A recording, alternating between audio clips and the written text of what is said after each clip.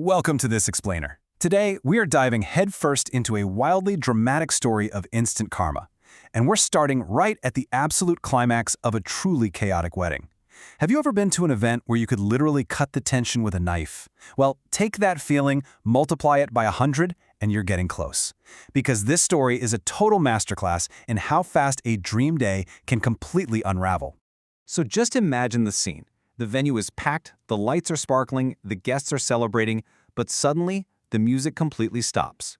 The groom, a man named Hisham, takes the microphone and the entire room falls dead silent. Instead of a heartfelt toast to his brand new wife, he utters a jaw-dropping apology to his stunned guests. Seriously, what pushes a groom to just snap at his own wedding? He looks right out at the crowd and says, "Excuse me, everyone. Everything in the world is destiny. I want you to stay happy and share my joy without anything changing for you tonight, except the bride." I mean, just let that sink in for a second. He literally fires his bride at the altar. But before we see the epic conclusion of this massive stage announcement and how the crowd reacts, we've got to hit rewind. We need to look at the escalating demands that brought this poor guy to the absolute edge. That brings us to part one of our breakdown, the demanding limo ride. Let's look at the sheer entitlement right out of the gate here. She demanded a stretched limousine, but what she got was a luxury Mercedes. Now, most people would be absolutely thrilled to pull up to their wedding in a gorgeous high-end Mercedes, right? Well, not this bride. She literally complained that arriving in this car was breaking her heart.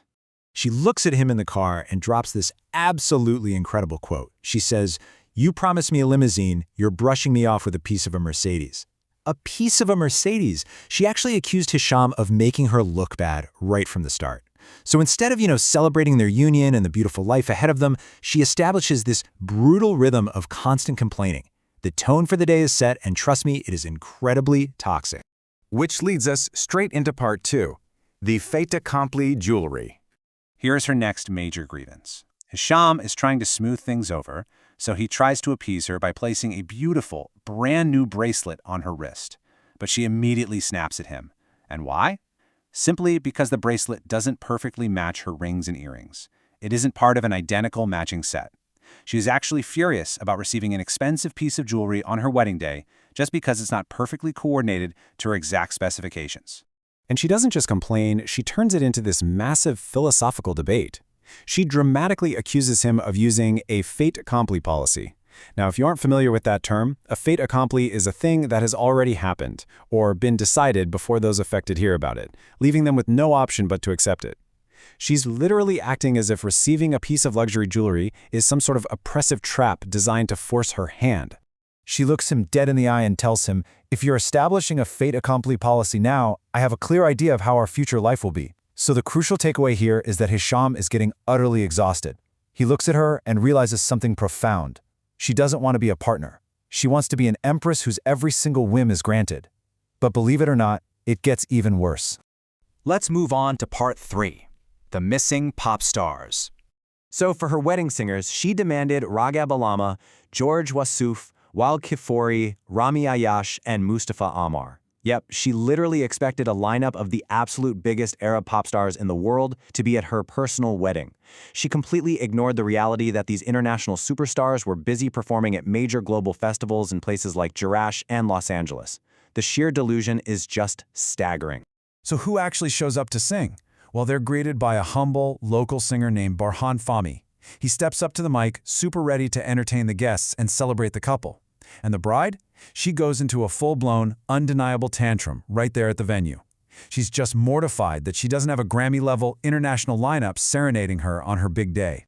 And now we've arrived at part four, the ultimate breaking point. Just trace this timeline with me for a second. In the morning, she complains bitterly about having to ride in a luxury Mercedes. In the afternoon, she outright rejects a beautiful, expensive bracelet because it's not a perfect match for her rings. And by the evening, she's throwing a public tantrum in front of everyone over a humble local singer.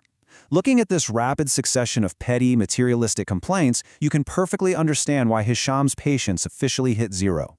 He looks at his future and he decides right then and there he wants out. Which brings us to our final act, part 5, Instant Karma Delivered.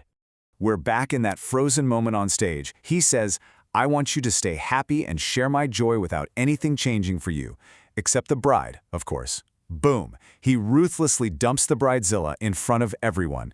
In one swift, highly public motion, he proves that a wedding should be about a mutual partnership, not a hostage situation for material demands. But guys, the story doesn't end with him walking out the door alone. Oh no.